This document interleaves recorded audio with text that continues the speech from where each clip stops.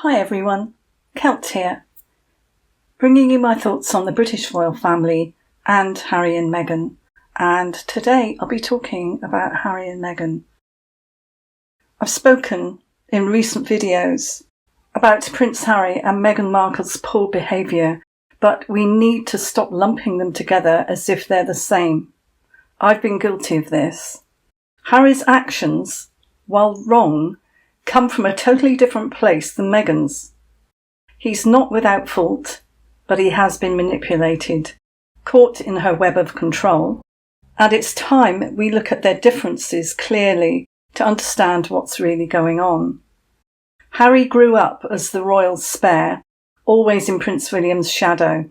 He was spoiled, born into privilege, but emotionally neglected after losing his mother, Diana, at just 12 years old.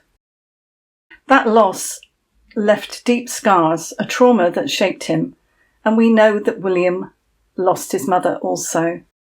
So I'm not disputing that at all. Harry craved someone to fill that emotional void, someone to make him feel secure. Prince William was blessed with Catherine. She was a real grounding, loving and stabilising force for him. Also, her family were a real stable support for Prince William. He even looked upon Catherine's mother as a mother figure for himself. Harry was rebellious at times. Remember the Nazi costume scandal in 2005? That was a reckless choice that really showed his immaturity.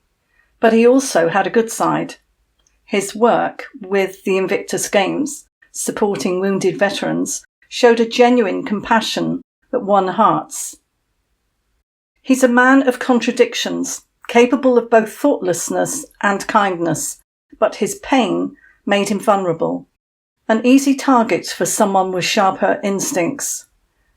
Meghan, by contrast, is driven by ambition and calculation.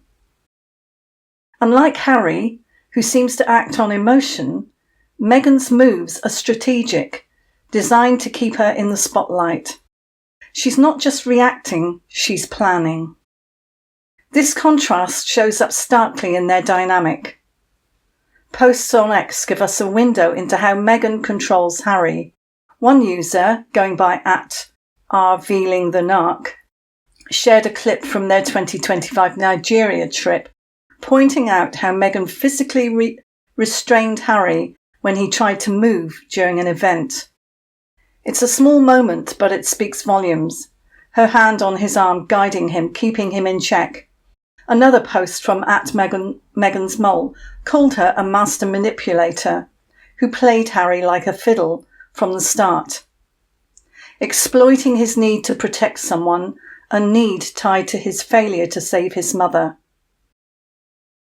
These are not just random opinions, and they align with what we see in their public appearances, where Harry often looks like he's following her lead, not setting his own course.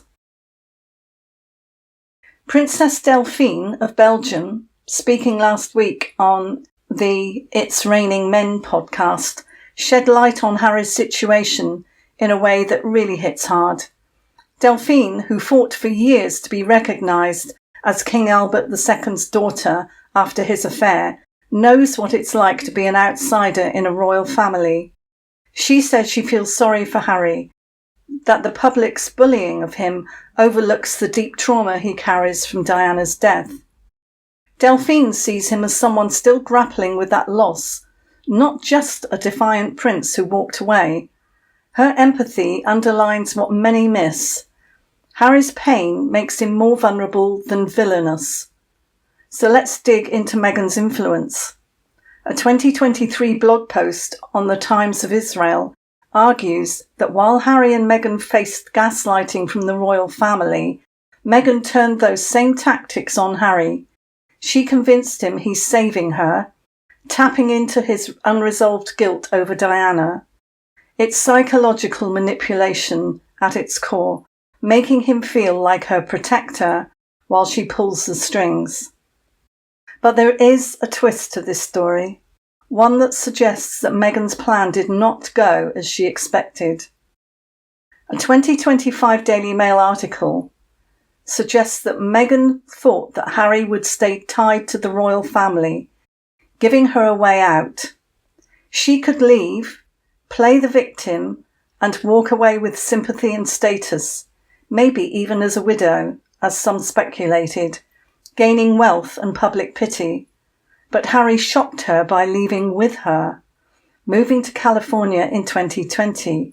Suddenly, she was stuck playing happy families, a role she really didn't anticipate. This backfire forced Meghan to tighten her grip. That's why we see Harry looking so defeated in moments like that Nigeria photo from their 2025 trip. There he was, seated at a low-status table with cheap rush matting placemats, staring at his food like it was an insult. This was not the Harry who sat at royal banquets next to dignitaries.